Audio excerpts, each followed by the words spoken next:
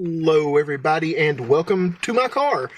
This is where I'm going to be doing my film reviews because I want to be able to just pop straight out and do them as soon as the movie's over, just so that I can get them up quick so people can check them out and decide before the end of opening weekend whether or not they're going to go give their money to a movie. Some movies that some people might not have gone and seen do a little bit better than they normally would have. There's a lot more people involved in a movie than just a couple of actors and a director and a screenwriter. There are hundreds of people. If you have ever stayed for the credits in a movie, they can last for 5 to even 10 minutes sometimes. So a lot of people depend on these movies to do good, and I would like most movies to do good, unless the movie's just absolutely terrible. And then I will tell you that the movie is absolutely terrible, and you should never go see it. The way I'm going to be grading movies, I'm not really a big fan of grading, so I guess it's essentially going to be a 5-star situation, because I'm going to do it by price of admission. At my local theater, a nighttime showing is about $10, and a matinee is somewhere around $4.50. If you want to see something in 3D, it's generally like $1 more, maybe $2 more. I've never really paid attention. I almost always buy 2 or 3 tickets at once, so I always have a skewed total. So if a movie is absolutely fantastic, it's going to get a 5-star rating, and that doesn't mean that it's a 5-star film. That just means that it is worth going to see at full price. And a rating somewhere around 3.5 would be getting into the catch a matinee territory. A 2 is probably somewhere along the lines of wait for it to hit Netflix or catch it on DVD or something along those lines. Wow, DVD. Blu-ray. I forgot. I'm old. It's fine. I still own mostly DVDs. Blu-ray. And a 1 and lower is don't waste your time. There's better things to do with your time. Go hang out with a friend, meet somebody new, go bowling, right? Whatever. Just anything. So that's it. That's my grading scale. All right, let's go ahead and get to the review. All right, so I just got out of Cold Pursuit. Directed by Hans-Peter Molland. I hope that is how you pronounce it. I'm not quite sure. I've never heard of him before. I've not seen anything else he's ever made. And I'm pretty sure it's because he's never made an American movie until now. Might be wrong about that. Need to fact check it. It stars Liam Neeson, Laura Dern, and Tom Bateman, who I've also never heard of before. So the plot of Cold Pursuit's actually pretty simple. In the aftermath of his son's alleged drug overdose, Liam Neeson decides to go on a comical, revenge-fueled plow climb straight up the ladder of a local drug syndicate in a snowy resort town. Now, when a movie opens with a line of poetry superimposed over the shot by Oscar Wilde, your first instinct is probably to go, oh, here we go again. Somebody's trying to make a deep, thought-provoking, artsy movie. And for the first 15 or 20 minutes or so of the film, I kind of thought that too. However, the movie ended up being pretty interesting and damned funny. I probably smiled. It's very difficult not to smile all the way through Cold Pursuit. It's an art movie, action, revenge kind of movie that's really just kind of holding up a very deep black comedy with a rather morbid sense of humor, I would say. But the reason that it is so morbidly bleak black humor is because the movie as a whole, the events taking place, are just so believable.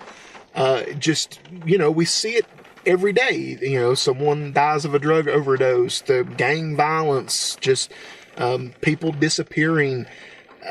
And it's all stuff that we're familiar with.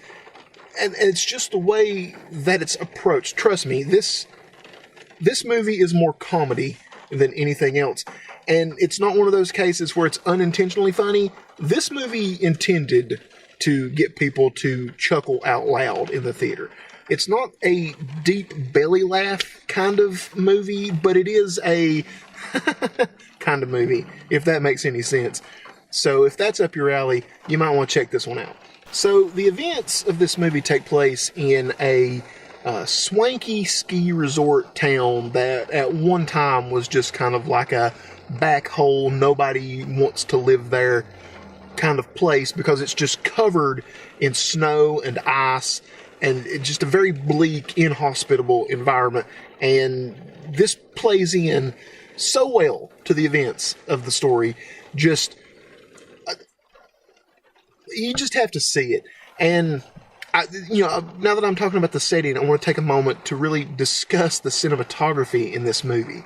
It's your basic orange and teal contrast situation, but it's approached in such a subtle way.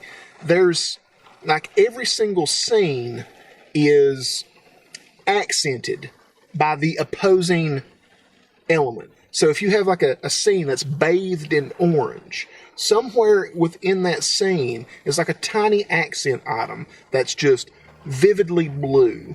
And the vice versa is true. Whether it be a pair of orange work gloves laying on a cool metal bench or just like a blue neon light somewhere in the background of an orange warm bar scene. The balancing act between warm and cold in this movie is very... What's the word I'm looking for here? It was thought out. This isn't one of those things where they just film something and they're like, all right, slap that blue and orange teal look on it and slap it on a movie theater somewhere. No, they wanted it because the environment for this movie, it's all cold and harsh.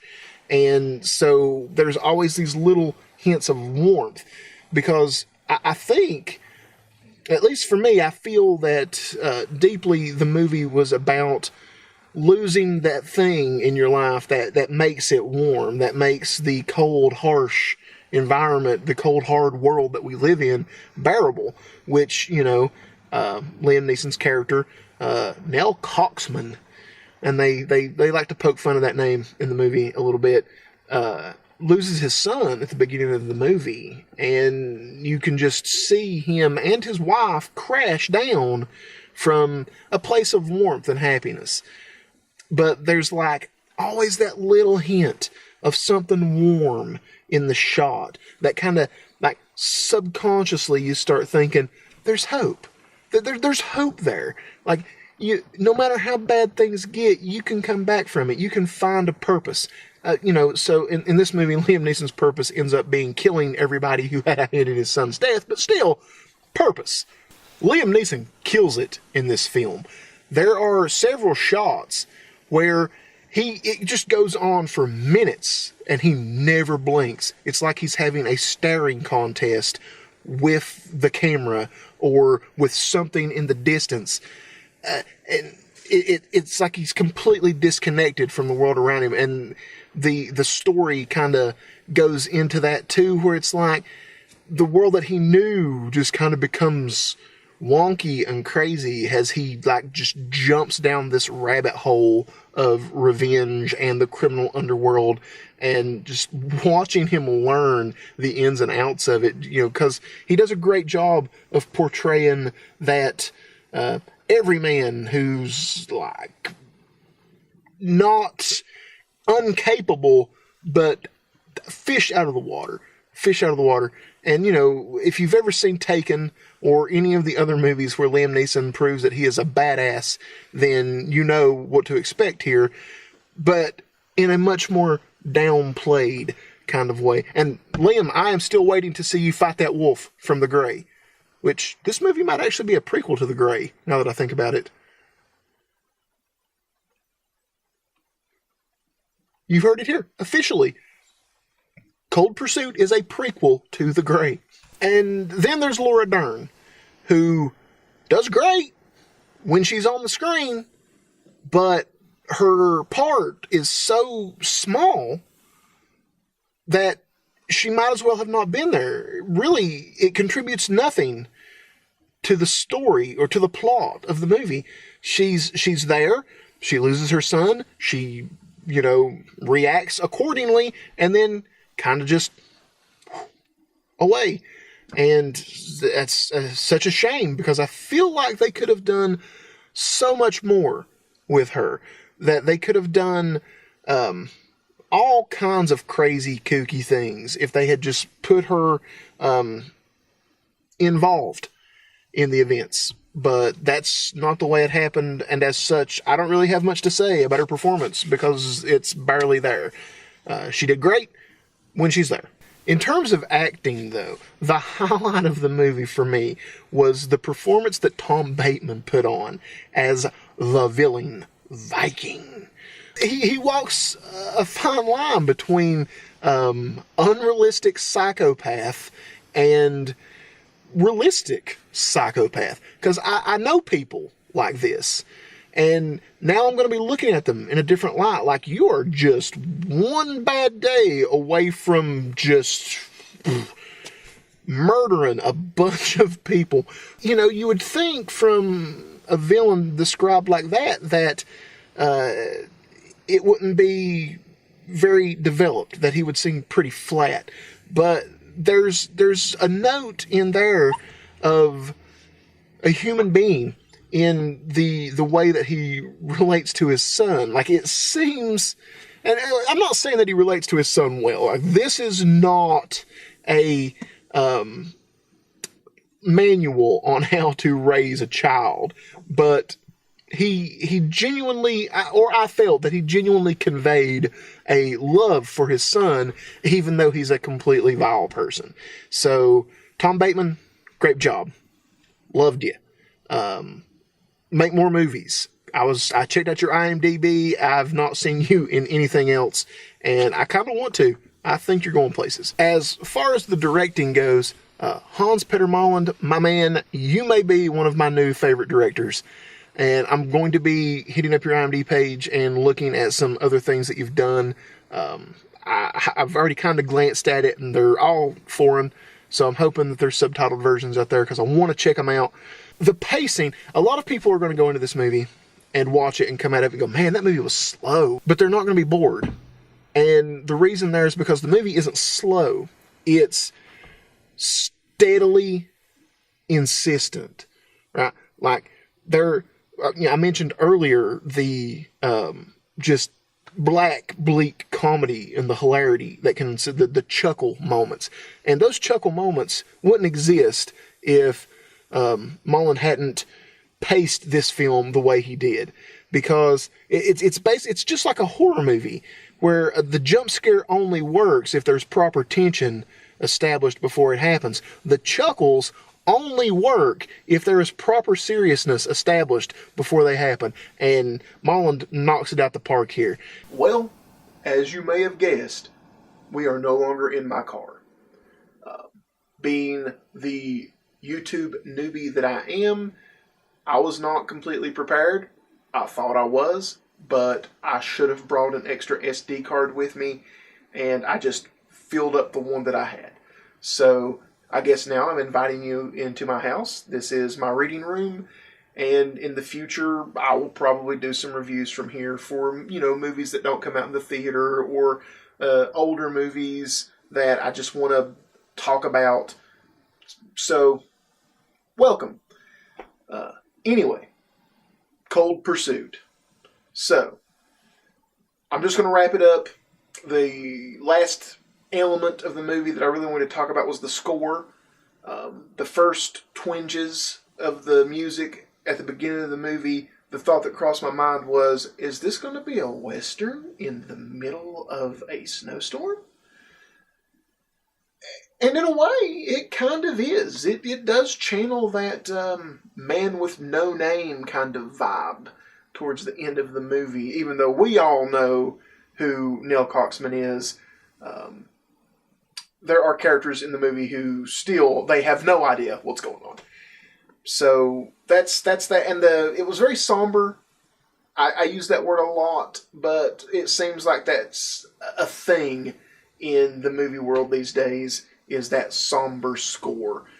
But there's some quirkiness and there's some fantastic music beats, particularly when a particular hitman is being chauffeured across town and the cabbie is just playing weird songs.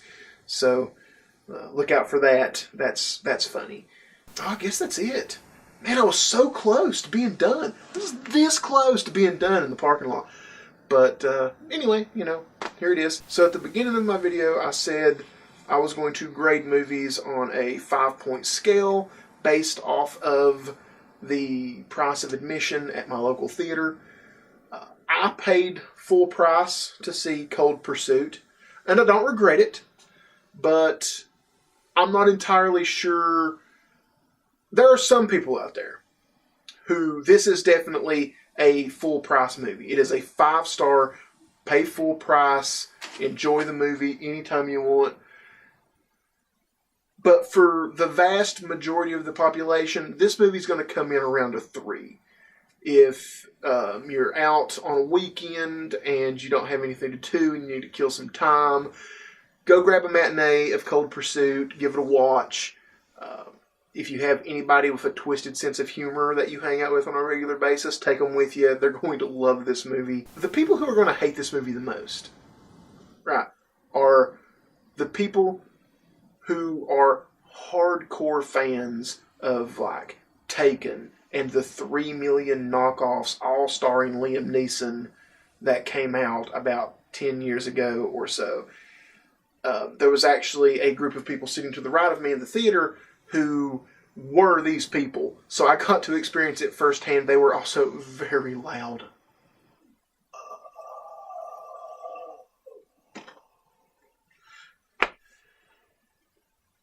But with that being said, that wraps it up for my review of Cold Pursuit.